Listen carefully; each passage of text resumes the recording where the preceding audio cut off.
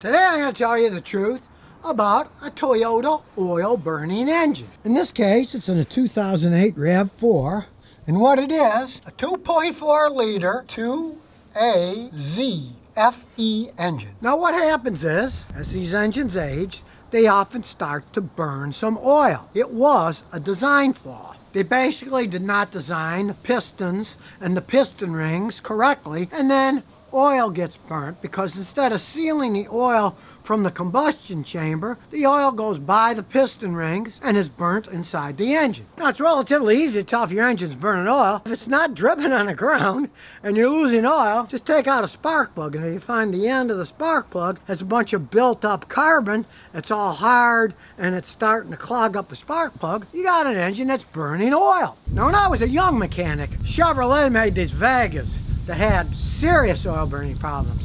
Their mistake was they built a car that had a cast aluminum block, but a cast iron head. It was kind of a stupid design to begin with. Why would you make one light and the other heavy? You should have made the whole thing aluminum. But regardless, this cast aluminum block had pistons that went up and down with piston rings, steel piston rings. And for some crazy reason, the engineers convinced GM they could spray on the inside of the aluminum block to keep them from burning oil. Well, fixed, didn't last so long. Sometimes those things have 20, 30,000 miles on it, they'd wear out, and they'd burn oil like mad. A friend of mine had one. We had to put a quart of oil in that thing about every 50 miles of driving. It was absurd. Now, GM only had two real solutions. One, you'd have to take the engine apart. You'd have to put stainless steel sleeves inside the block and then put it all back together. They should have built it that way in the first place. Or just put a cast iron engine back in them, which some guys did. But going back to this Toyota, now we got the valve cover off. You can see the timing chain, you can see the cam here. See, it's nice and shiny. The oil's been changed a lot in this vehicle. There's no sludge or anything. But if you wanted to fix the oil burning, you would have to take the entire head off the engine, replace the piston rings, usually the pistons, and that costs you $3,000 to $5,000.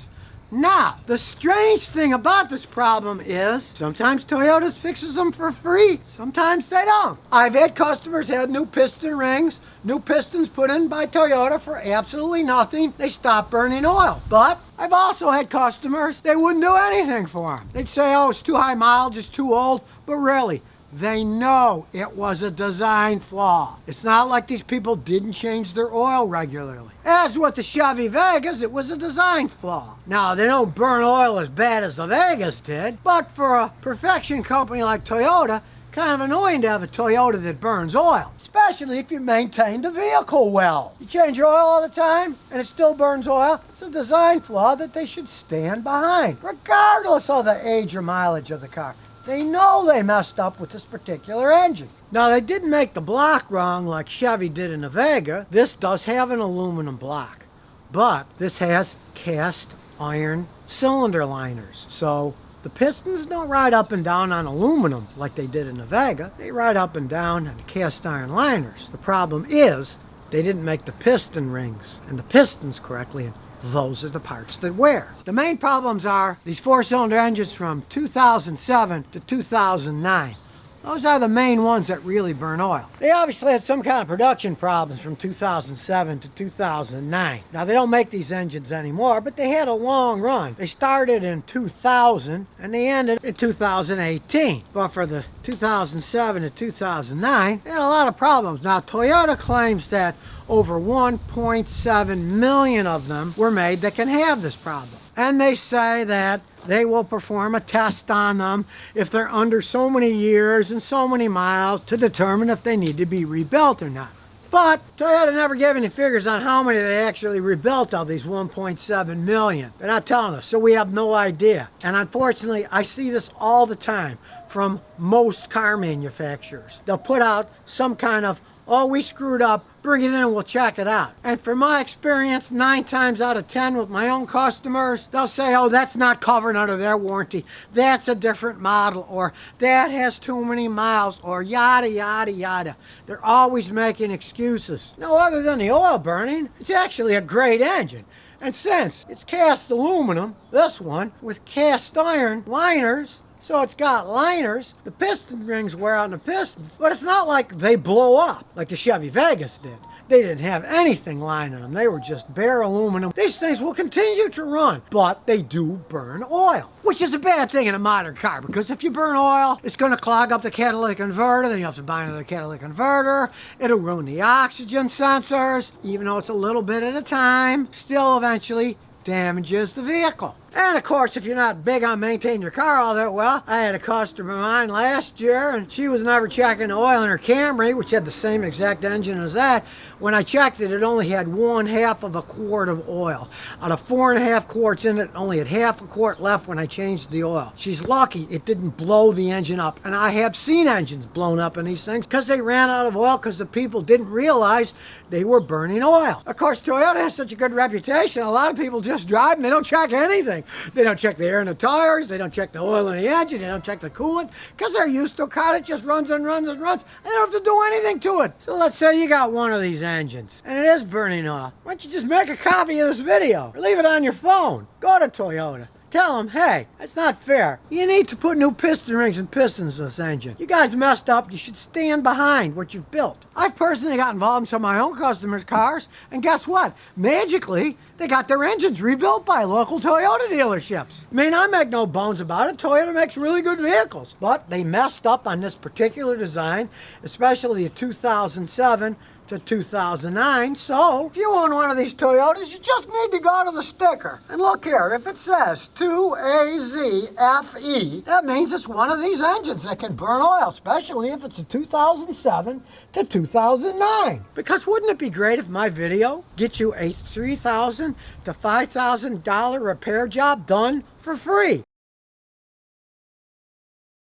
People always ask me, Scotty, I want a good SUV, but I don't know. Should I get a hybrid SUV or a normal SUV? I'm going to show you the differences on this 2010 Toyota Highlander hybrid. Of course, the basic vehicles are the same. They got all kinds of room inside, in the front, in the back, and in the trunk.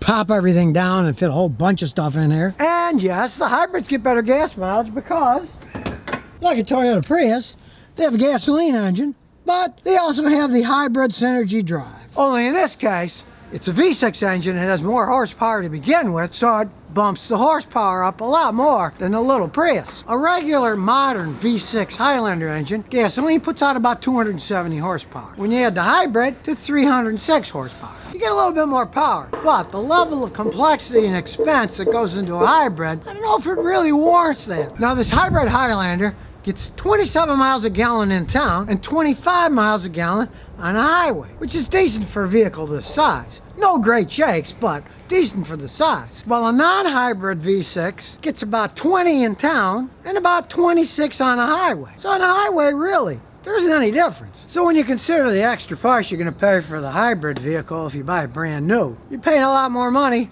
You're getting a tiny bit better gas mileage.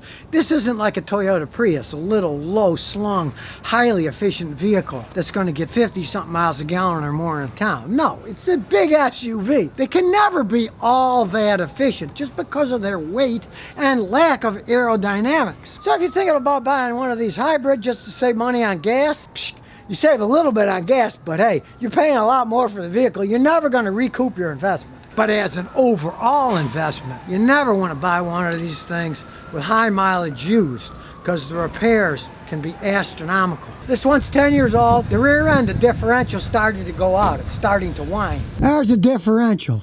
And the problem with this thing is it's both hydraulic and electronic, because it's got the hybrid drive system. To replace this unit, it's going to cost you at least $2,500 if you use an original Toyota replacement unit, and they're so complicated, I have yet to find anybody who really knew how to rebuild them correctly. And the same thing goes with the power unit in the front. A gasoline engine, and also an electric motor. The electric motor is a motor and generator, giant assembly, built into the transfer case. I've seen them go bad, and I've seen those things cost $5,500, to replace because of the insane labor and the insane parts. And again, I even talked to experts that only work on hybrid vehicles, and they say, Scotty, you know, we tried to rebuild those generator assemblies, but it never held up. We just have to replace them. They cost a lot of money when they go out, and don't be fooled by these remanufactured batteries when they do. Now, I looked up a price on the internet for a replacement battery for this. Oh, only $1,949 for our replacement battery. Now, you might think $1,949 is a lot for a battery. Well, I got news for you. That's not even a new battery. That's a remanufactured battery. If you want a brand new hybrid battery for that, the Toyota dealer sells them. They're $6,800. I'm not making this up. $6,800. But those are real brand new batteries. There's a problem with the remanufactured ones. The remanufactured ones are just that. Realize they're giant hybrid batteries that have a bunch of cells in them, a whole bunch of them. And as they age, let's say I had one the other day that was 20 years old and it was going bad, some of the cells go bad. They have a machine that checks the whole hybrid one at these rebuilding places. And it tells them this cell's bad, that cell's bad, this cell's good, that cell's bad, and they replace the bad ones. But take the case of the one I was working on the other day when it was 20 years old. If they replace some of them, that means that some of the old cells that are 20 years old are still in that hybrid battery pack. And guess what? They're going to go out over time. The remanufactured ones never last as long as the new ones by a long stretch. I've seen remanufactured ones, sometimes they'd last 2 or 3 years maybe. Some of these original ones lasted 20 years. Even though you save money, $1,600 something is still a lot of money. You're not getting something that's going to last and last and last using the remanufactured battery. If you're not willing to spend $7,500 with labor and tax replacing the battery on one of these, you're not going to get a lot of long life when the battery does go out. Now, of course, they are Toyotas, so they last a long time. Now, if you don't mind buying one of these things brand new and paying extra for a hybrid, and you're planning on getting rid of your car before it has 150,000 miles or something on it, maybe you're totally happy with a little bit extra power, a little bit better gas mileage. Hey, it's your money and your choice, but really, don't ever think about buying a used high mileage one, because they're just money pits waiting for you to fall into them when all this hybrid technology starts breaking down. Why do you buy a Toyota in the first place? For ease of repair, little maintenance. Rarely do they break down, and long life. If you're the type of person like me, 20, 30 years, hundreds of thousands of miles, you should think twice about buying a hybrid. To give you the perfect analogy, the owner of this car, his previous one was a V6 Highlander 2, but it was a non-hybrid. It went pretty much trouble-free for over 550,000 miles. This one, differential, the rear end starting to go out at 150,000 miles. That tells you the entire story in a nutshell. Now, technology can be perfectly fine, but sometimes these things have gone too far for what you actually get back in return. In an SUV, hybrid technology has all the drawbacks of the complexity of a Toyota Prius, but it really doesn't have the positive aspects of insanely high gas mileage because they're different types of vehicles. It's a big thing for lugging a bunch of people around. Prius is smaller, more aerodynamic, and they do get fantastic gas mileage. Like I said, these things never will.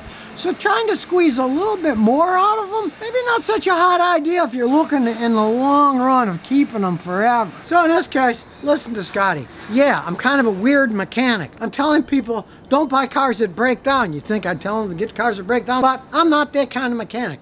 I'm like my grandfather. I care about my customers. And if you want to take my advice, think twice before you buy a hybrid SUV. So if you never want to miss another one of my new car repair videos, remember to ring that bell.